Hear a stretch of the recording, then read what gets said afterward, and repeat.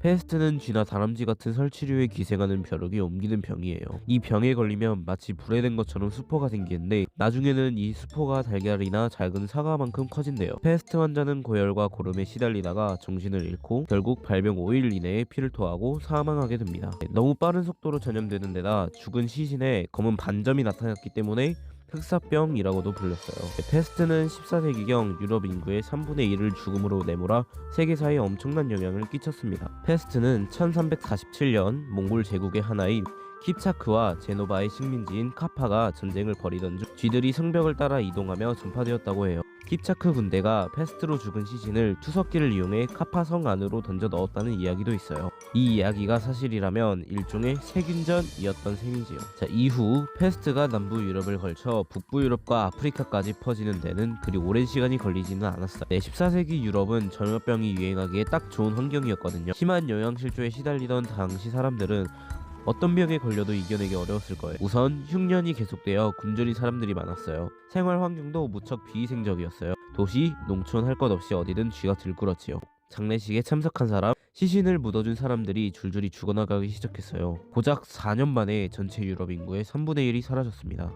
이탈리아 피렌체는 11만 명이나 되던 인구가 4만 5천 명으로 줄었고 영국 사람들의 평균 수명은 17세까지 내려갔어요. 정체를 알 수 없는 전염병에 대응할 방법은 딱히 없었거든요.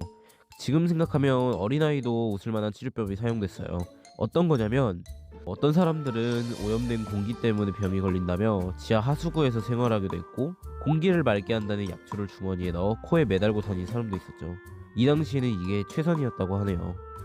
그리고 또한 의사들은 당시 사람들이 만병통치약으로 여기던 설탕을 패스트 치료제로 처방을 했다고 하네요. 와우.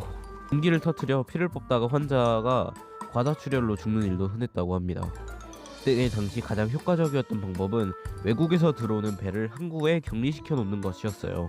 육지와 떨어진 배 위에서 40일 동안 건강하게 지낸 사람만 매서 내릴 수 있었지요. 이 조치는 전염병 유입을 막는 데 효과적이었습니다. 패스트의 잠복기는 10일이었거든요. 패스트가 휩쓸고 지나간 뒤 유럽에는 많은 변화가 일어났어요. 죽은 사람들이 많은 만큼 일할 사람도 부족해지고 이제껏 당원을 소유하던 농노를 지배하던 영주들은 사태의 심각성을 깨달았어요. 얼마 남지 않은 농노에게 이전처럼 일을 시키려면 잘 대접할 수밖에 없었거든요. 각종 세금을 줄여주거나 돈을 받고 신분을 해방해 주었어요. 패스트가 유행하기 전 일당 2실링을 받던 영국의 한 농부는 10실링 6펜스를 받게 되었지요. 자그마치나 5배나 임금이 올라간 거예요. 패스트의 공포에서 살아남은 사람들은 농노의 신분에서 벗어나 자유를 얻었고 장원 질서는 서서히 붕괴하였어요. 중세 유럽을 지탱하던 영주와 농노의 관계가 깨지면서 유럽은 새로운 사회로 나아가기 시작했답니다. 그리고 19세기에 들어 프랑스 세균학자인 루이 파스테르가 패스트의 원인과 치료법을 연구한 후 인류는 패스트의 공포에서 벗어났어요. 그리고 천연두에 대해서 설명을 또 하자면 천연두는 바이러스에게 감염되는 질병으로 고열과 두통이 생기고 뾰루지 같은 작은 물집이 얼굴에 생기기 시작하며 온몸으로 퍼져나갑니다. 물집에 고름이 차고 딱지가 앉았다가 떨어지며 움푹 들어간 흉터가 생깁니다. 약간 곰보 같은 자국이죠.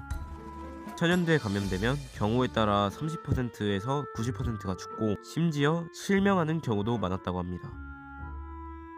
15세기 이후 천연두는 아메리카의 역사를 바꾸어 놓았는데요. 스페인 사람들은 천연두에 걸린 사람이 덮었던 담요를 인디오에 선물을 주기도 하여 인디오들이 천연두에 감염되게 했습니다.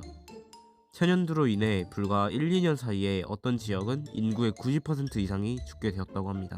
유럽인들은 대부분 도시에 많은 사람들이 몰려 살아서 혼잡하고 더러운 오물로 가득했고 대부분 목욕을 하지 않고 살았습니다. 이에 비해 아메리칸 인디오들은 청정한 지역에 흩어져 살고 있었습니다.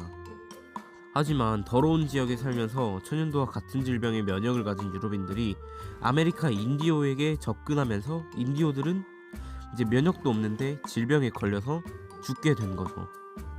너무 슬프지 않습니까? 네, 하지만 이제 천연두는 제너 등의 노력으로 현재 지구상에서 천연두는 사라졌다고 인류 역사상 최초로 박멸에 성공한 질병으로 천연두를 설명할 수 있습니다. 지금까지 영상 시청해주셔서 감사합니다.